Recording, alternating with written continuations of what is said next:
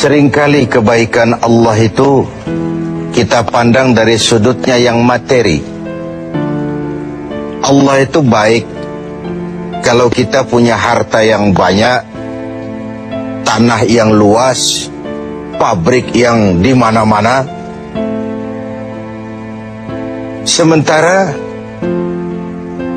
kalau cuma sekadar itu kebaikan Allah, terlalu sedikit orang yang mendapatkannya. Padahal kebaikan Allah tidak pernah berhenti dan meliputi seluruh makhluk yang hidup ini. Karena itu pada kesempatan jumpa sore ini, saya ingin mengajak kita melihat kebaikan-kebaikan Allah dalam bentuk yang lain. Bahwa kita diberikan harta yang banyak, itu kebaikan Allah. Diberikan tanah yang luas, itu juga kebaikan Allah.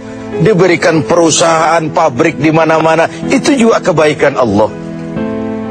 Tapi tidak terbatas kepada itu.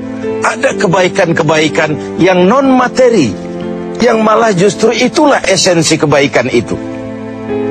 Mari kita renungkan sebuah hadis di mana baginda Rasul bersabda, arba'atun man u'tiyahunna faqad u'tiya khairat dunya wal akhirah.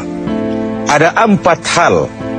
Siapa yang oleh Allah diberikan keempat hal ini, sungguh dia telah diberikan kebaikan dunia dan sekaligus kebaikan akhirat. Kebaikan dunia juga kebaikan akhirat. Ini berarti belum tentu yang baik di dunia menurut kita akan berbuntut baik juga di akhirat. Tapi orang yang diberikan 4 hal ini, dia sungguh diberikan kebaikan dunia dan juga kebaikan akhirat nanti. Apa 4 perkara ini? Yang pertama, qalban syakira. Orang yang oleh Allah diberikan hati yang pandai bersyukur. Ada ungkapan, my heart is my home. Hatiku adalah rumahku. Kalau luas hati, rumah yang kecil besar rasanya. Kalau sempit hati, rumah yang besar pun kecil jadinya. Kalau hati sempit, rumah pun kecil, kiamat namanya. Orang yang hatinya pandai bersyukur, bisa mensyukuri nikmat. Dan dengan dia bersyukur, semakin bertambah nikmat itu kepadanya. Banyak orang kaya harta, tapi miskin hati. Ini gejala zaman kita sekarang. Di tengah gemerlapnya harta, dia tidak tahu mau diapakan harta yang banyak itu. Orang-orang sufi menjelaskan bahwa kaya itu ada 2 macam.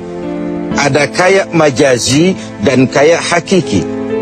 Yang disebut kaya majazi, kaya artifisial. Lahirnya dibaluti harta, tapi hatinya miskin. Hidupnya sudah serba ada, tapi dia masih merasa kurang. Rumahnya sudah titik air liur orang melihatnya, tapi dia masih merasa belum apa-apa. Mobilnya berdecak orang kagum melihatnya, tapi dia rasakan itu pun masih belum. Maka dia selalu miskin. Dalam sebaya cukup dia masih merasa kurang, maka hidupnya pun selalu kekurangan. Orang yang diberikan hati yang kaya, sungguh sebuah kebaikan. Hati yang kaya, hati yang luas.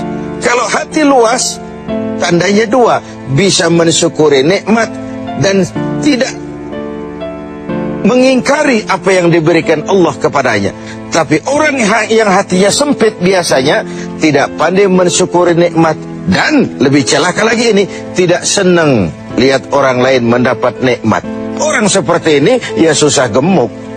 Sudah tidak bisa mensyukuri nikmat, tidak senang lihat orang lain mendapat nikmat. Tetangganya beli televisi saja dia demam. Nanti tetangganya beli sepeda motor, dia makin gawat, masuk rumah sakit. Di rumah sakit dengar tetangganya beli mobil, mati dia. Disiksa oleh perasaan sendiri. Begitu orang yang miskin hatinya. Orang yang diberikan hati yang pandai bersyukur, sudah diberikan kebahagiaan dunia dan kebaikan akhirat. Ini yang pertama. Yang kedua, walisanan zakira. Orang yang diberikan lidah yang pandai berzikir, menyebut nama Allah dalam artian yang seluas-luasnya. Tasbih ya zikir, tahmid ya zikir, tahlil ya zikir. Tapi ada fenomena lain. Melihat apapun yang mengagumkan, dia kembali kepada Sang Maha Pencipta. Itu pun zikir. Melihat semesta jagat raya, melihat bintang gemintang bertaburan di angkasa, melihat lautan luas terhampar biru membentang, melihat gunung tinggi menjulang ke angkasa, semuanya mengingatkan dia kepada Allah. Itu pun zikir. Diberikan lidah yang pandai berzikir, mengingat Allah dalam segala keadaan. Dan bukankah Islam mengajarkan seperti itu?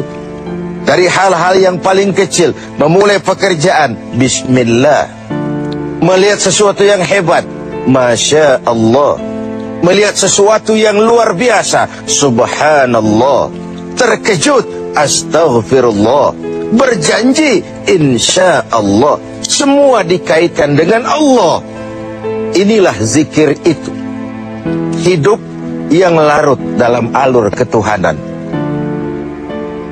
Yang ketiga, wabadanan alal bala'i sabir.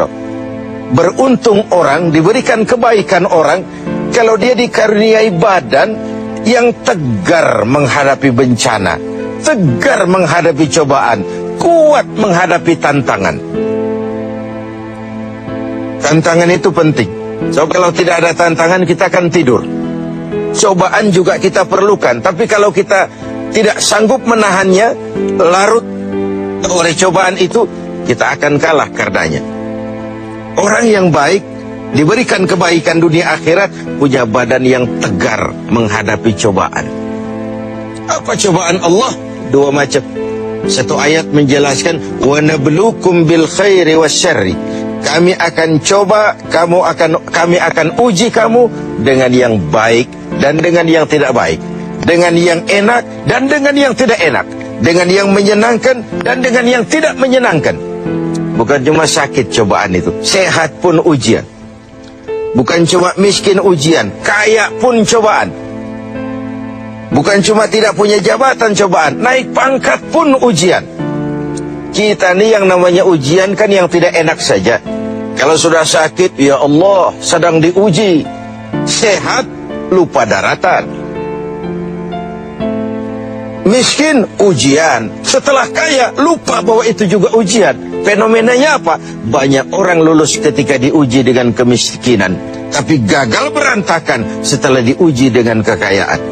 Ketika miskin dia hamba Allah, setelah kaya dia pindah menjadi hamba harta. Belum pernah ada orang datang mengeluh, Pak Ustadz, saya sedang diuji oleh Tuhan. Kenapa Pak? Uang saya sedang banyak. Belum pernah. Kalau sudah bangkrut, miskin, baru merasa diuji. Bukankah sejarah syarat dengan contoh? La nufarriqu baina ahadim min rusuli. Kami tidak membeda-bedakan para rasul. Tidak ada rasul yang dianak emaskan. Semuanya diuji, semuanya ditempa, semuanya digembleng. Semuanya tegar seperti batu karang di tengah samudra. Walau tiap hari dihempas ombak, dihantam gelombang, dia tetap berdiri dengan tegar. Begitulah orang yang diberikan kebaikan oleh Allah. Lain dengan orang yang loyo, sedikit kena kesulitan seperti ayam sampar, kerakap tumbuh di batu, hidup segan mati pun tak mau, skeptis, pesimis. Apa yang bisa kita lakukan kalau dasar hidup kita sudah skeptis dan pesimis itu tadi? Hidup ini adalah cobaan. Semakin tinggi kualitas keimanan, semakin berat cobaan itu. Semakin kokoh berpegang kepada agama, semakin kuat pula cobaan datang menerpa.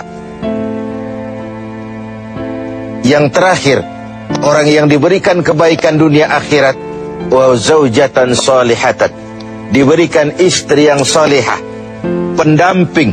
Tidak ada suami bisa sukses jadi apapun dia tanpa peran serta dan dukungan istrinya. Itu sebabnya baginda Rasul menikah dengan Sayyidatuna Khadijah. Apa yang jadi pertimbangan beliau? Mengawini seorang janda yang umurnya 15 tahun lebih tua pula dari beliau. Kalau sekedar memperturutkan hawa nafsu, mestinya tidak Khadijah yang dipilih oleh baginda Rasul. Mestinya, kalau istilah kita sekarang cari ABG saja. Tapi jelas baginda Rasul bukan cuma sekedar mencari istri, beliau mencari seorang pendamping. Apa bedanya ini? Tiap perempuan bisa jadi istri, memang, tapi tidak tiap istri bisa jadi pendamping. Itu dibuktikan dalam sejarah. Orang lain belum beriman, Khadijah iman.